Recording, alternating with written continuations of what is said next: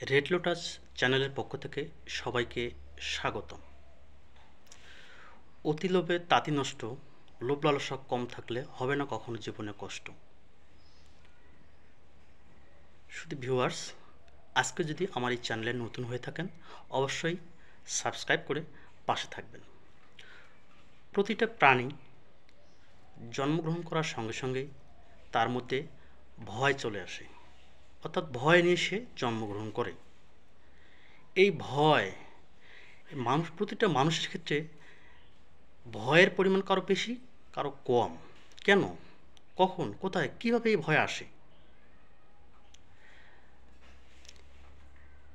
অন্ন, বস্ত্র, বাসস্থান নিশ্চিত থাকার পরেও মানুষের মধ্যে ভয় থাকে।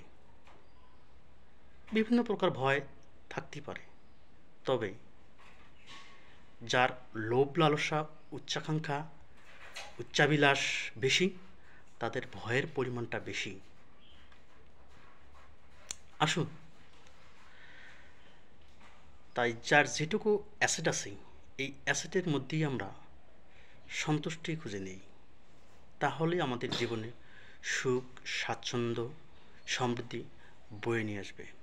আর যদি বেশি উচ্চাকাঙ্ক্ষা, উচ্চাভিলাষ মনের মধ্যে লালন করে, তাহলে নেগেটিভ চিন্তাভাবনা চলে আসবে। এই নেগেটিভ চিন্তা থেকেই আমাদের মনের মধ্যে ভয় কাজ করবে। আর মনের মধ্যে যদি সবসময় ভয় থাকে, তাহলে আমরা সুস্থভাবে চলতে পারবো না। তো ধন্যবাদ ভিউয়ার্স, ভিডিওটা কেমন লাগলো অবশ্যই কমেন্ট বক্সে জানাবেন।